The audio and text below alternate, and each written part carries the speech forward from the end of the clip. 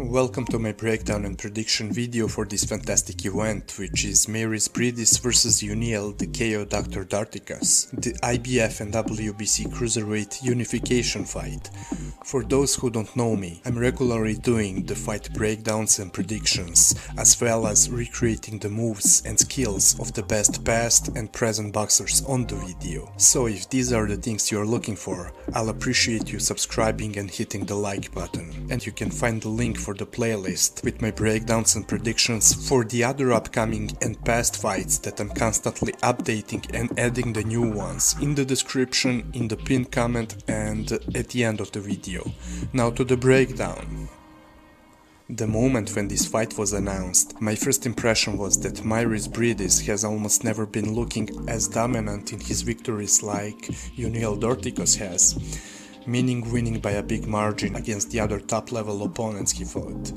But he was always doing enough, which reminds me of Andre Ward, in a sense that he was a well-rounded fighter, able to do a bit of everything well, and was doing barely enough to win his fights.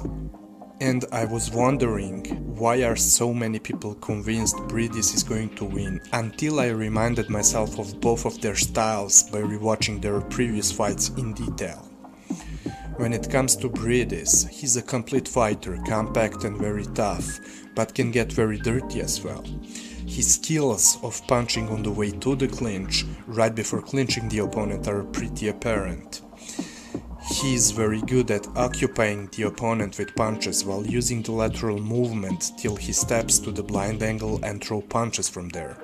Another advantage of his footwork is getting the opponent in a compromised position with his feints combined with his in and out movement, which he also times so well that when he's stepping in the pocket, he can slip their punches and counter them before getting out.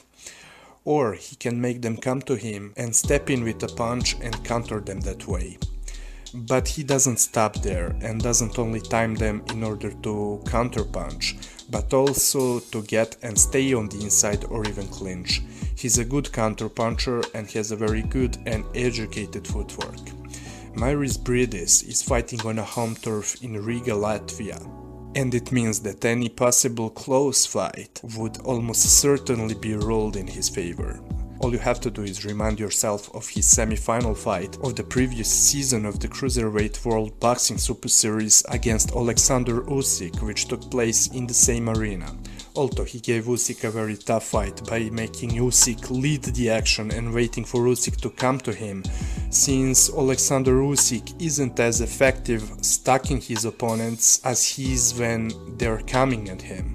Mairis Briedis landed a lot on Usyk, more than we were used to see him getting hit, but despite that, Alexander Usyk was constantly landing more punches on Briedis than the other way around, and only won a majority decision, while in reality me and many other boxing fans gave Briedis only 3 rounds, but I could see him winning 4 rounds at most in that fight. He's extremely tough to beat because he does everything well. He's one of the best well-rounded fighters today, and in addition to that, he is very tough, as I mentioned. But he's not unbeatable. More to that, there are different ways he could be beaten. When faced with a high guard at close quarters, he religiously uses the same technique Vasil Lomachenko is known for, which consists of simultaneously slapping the opponent's gloves with one of his hand and hitting him with the glove of his other hand. And while you can claim that Briedis isn't headbutting his opponents intentionally when stepping into close range with a punch and his forehead along with it, it does happen in his every single fight. And, like it or not, the reality is, it is a known and dirty tactic. But in regards to Mairis Briedis, we saw him wobbled, getting hurt with the right hand, we saw him getting out-jabbed, countered over his jab with the overhand right.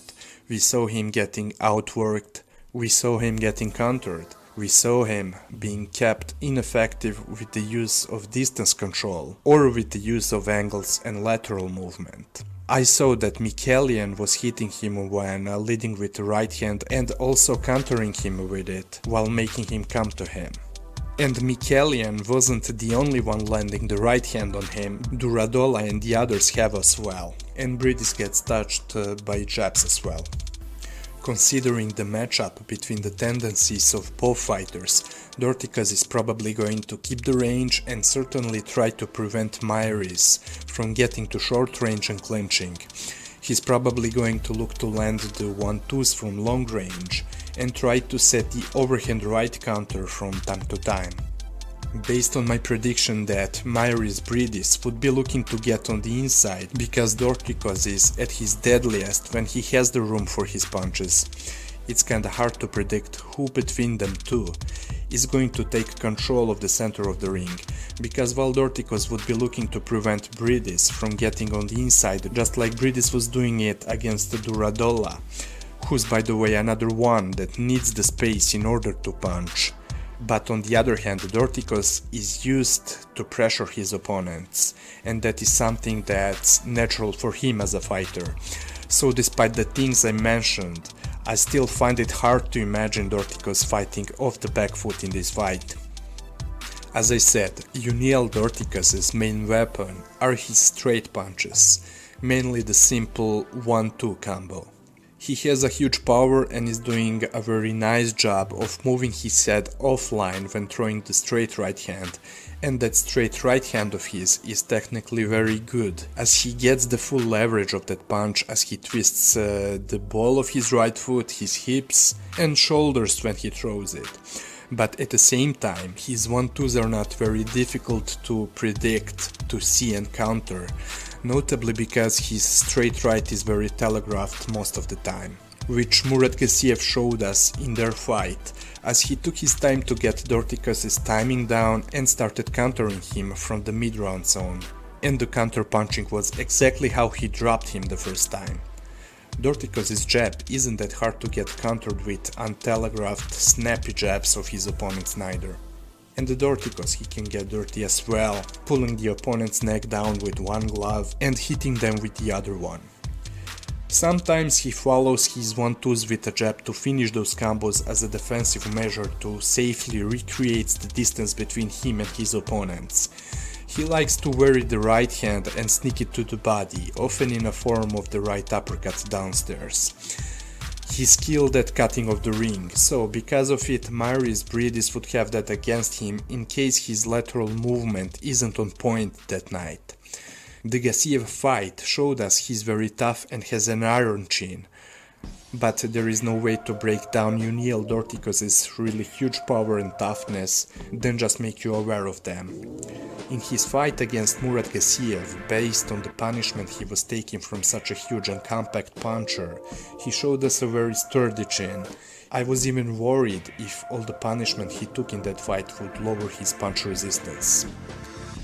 He's not a natural counter-puncher, he rather waits for his turn to punch, and on almost every feint or a sign of an incoming punch he puts on a high guard, although if he chooses to counter in those rare occasions he does it with his right hand. And with that power he has in his right hand, when he's able to time the opponents and choose to counter them, they finish like Andrew the Beast Tabiri finished in the 10th round of their fight. But Dorticos also falls under the category of fighters needing to set their feet in order to punch, so it means that someone who constantly moves would give him problems. That's another reason why, if I had to bet on it, I would choose him to be the one stalking Mairis Briedis, because Briedis isn't only going to look to get on the inside, but also to use the lateral movement and prevent him from setting his feet and punch by doing so. Dorticos is also dependent on the extension of his arms to throw the powerful punches from long and mid-range, and my opinion is that Briedis is going to prevent him from doing it by stepping in close from the outside and possibly clinch him, as he very often does, and the Duradola fight may be an example of it. When finishing his combos with circular punches, Yuniel Dorticos steps into short range after that punch and smothers the opponent's guard by putting his glove or his guard right on theirs, or is doing the same thing with his lead forearm. but he's very open for the counters when he goes to the body, especially with his right hand because he stays upright while doing so. Murat Gassiev implemented a very clever and subtle way of getting into pocket against him and sticking in the short uppercuts by closing the distance in between them while throwing the looping rights and left hooks around his guard.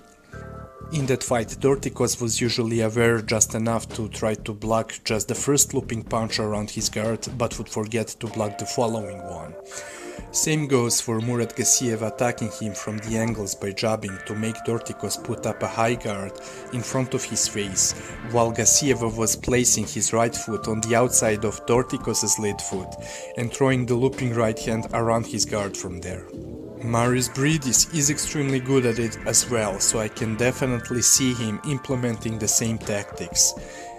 Andrew Tabiri was trying to keep Yuniel Dorticos unsettled with the lateral movement, but was doing it without waiting for Dorticos to step in, and he was doing it while Dorticos was too far away instead. Counter-punching, lateral movement, broken rhythm, switching ranges, all those things that could trouble Yuniel Dorticos, and Mairis Briedis has it all. So, Yuniel Dorticos likes countering the opponent's jabs by slipping them and countering them with the overhand right. As always with boxing, there's a reaction to every action, so every single movement and tendency of a boxer could always be countered by a suitable reaction by his opponent, if he's aware of the said boxer's tendencies. And it can very well be the case with Briedis, who has a very good ring IQ and awareness in the ring and always comes to fight with a tailored strategy, knowing what he has to do. So, speaking of those moments where Dorticos is looking to counter the opponent's jab with the overhand right, in those occasions where he actually chooses to counter them, Briedis would be more than able to bait in his overhand right counter and counter it with his own counters. Hooking off the jab and doubling the left hooks or the left hand against Dorticos may help him, as that was something Murat Gassiev had success with. Speaking of Mairis Briedis' weak points, Masternak was able to regularly land the last punch of his 1-to-1 combos while moving laterally and stepping in with a jab right behind the feint.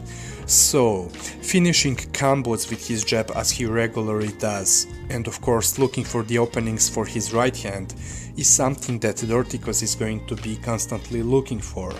Although, I'm not sure he would be doing as much punching on the fly while moving laterally as Masternak was doing. Let's go to the prediction and my estimated percentages for the different outcomes of the fight taking place. First, let me hit you with one very interesting and surprising possibility.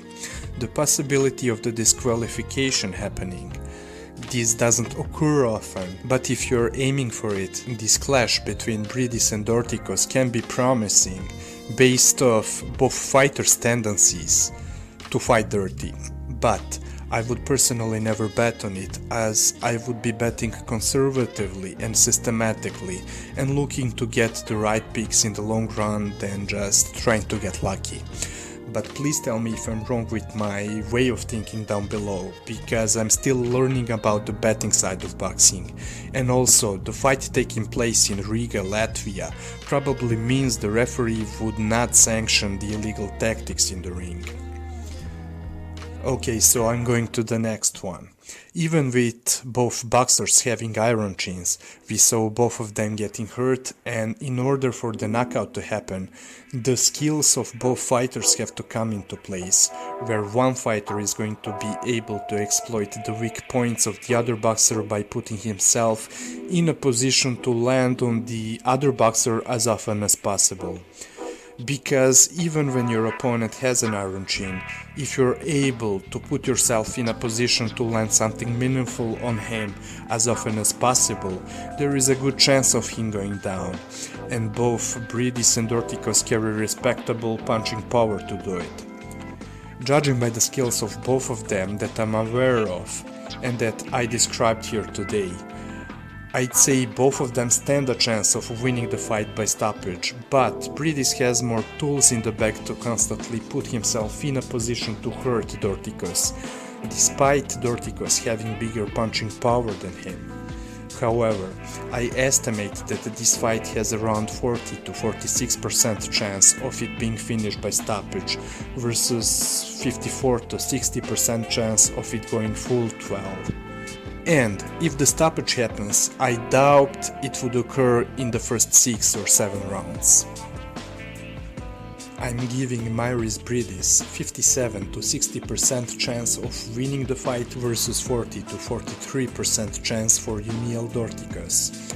Out of that, I'm estimating there is 15% chance of Dorticos winning the decision, 25% chance of Dorticos winning by stoppage, 22% chance of Briedis winning by stoppage, and 38% chance of Briedis winning the decision. So I'm picking Mairis Briedis by decision, probably the unanimous decision. But before you turn it off, I really have to ask you a few questions, because I'm at the beginning stage of the learning process when it comes to betting. So please answer me a couple of questions. Do you have a strategy when it comes to betting, and which one is it? Do you have a betting budget, or are you just simply using your fun money to bet? Do you bet on singles or parlays? Are you conservative with your bets, or are you willing to risk a big percentage of your betting budget on one game? I'm asking you all these questions because I'm going to start testing all my picks right in front of you on this channel, and both you and myself are going to track my progress. So I'll appreciate your input, and I'll explain more about it in the video that I'm going to drop in the next few days. Thank you for watching.